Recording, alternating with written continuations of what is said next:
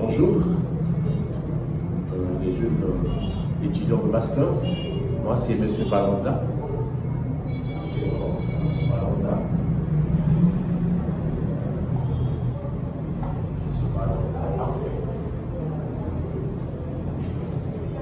Voilà, ça c'est mon nom.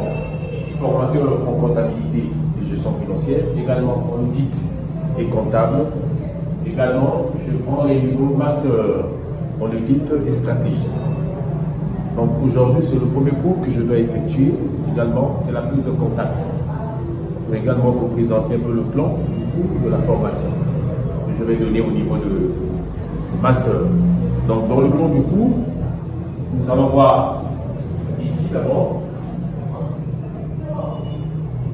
Nous avons la définition. On va voir d'abord la définition. Et la méthode d'audit. Audit stratégique. Deuxième, nous allons voir ce qu'on appelle la conduite. La conduite de la mission. La mission d'audit stratégique. Troisième, oui, nous allons voir élaboration du rapport d'audit stratégique. Voilà un peu sur ce plan, sur le plan du cours.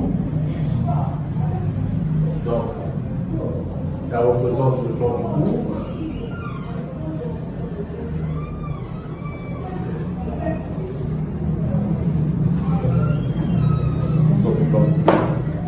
Voilà un peu d'une manière générale le plan de cette formation. Donc nous avons ici le premier chapitre, ici la définition et la méthode d'audit stratégique.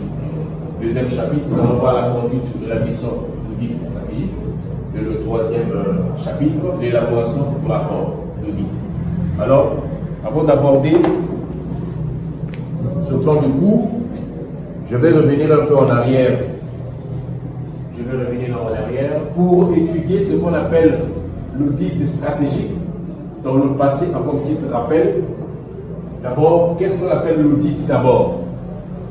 L'audit d'abord, une technique qui permet d'avoir des informations, ensuite faire un diagnostic des informations au sein d'une entreprise afin que les décideurs ou les actionnaires de cette entreprise puissent avoir des informations sur le fonctionnement de l'entreprise. C'est grâce à cette mission d'audit. Donc, cette mission d'audit est réalisée par ce qu'on appelle une personne qui reçoit un mandat, qu'on appelle auditeur. L'auditeur, c'est la personne qui reçoit un mandat d'effectuer la mission d'audit. Alors, brefement, à titre de rappel, je suis en train de revenir sur le cours niveau licence avant que je puisse aborder ce qu'on appelle l'audit stratégique. Mais pourquoi on parle le terme audit? On parle le terme d'audit. C'est un terme qui a été utilisé d'abord dans le milieu des affaires anglo-saxonnes. Quand on parle dans le milieu anglo-saxon, donc l'audit, ici, c'est un terme qui a été utilisé au niveau du monde des affaires anglo-saxonnes. C'est un mot qui sort du latin également. Du latin vient du mot audito. Ça veut dire ici écouter, entendre, évaluer. Voilà. Dans le fait que l'auditeur doit avoir d'abord ce qu'on appelle ces notions. Mais pour effectuer ce qu'on appelle une mission d'audit, la personne qui est désignée à faire cette mission doit remplir les conditions. Les conditions pour aller effectuer cette mission d'audit, qu'on appelle audit sur le terrain. Alors, les conditions, c'est quoi? Il doit d'abord être, ça sur le plan, ici, j'ai les conditions de l'auditeur pour effectuer la mission d'audit. Il doit être d'abord personne qui est expérimentée, qui a une grande expérience en matière d'audit. Deuxièmement, indépendant.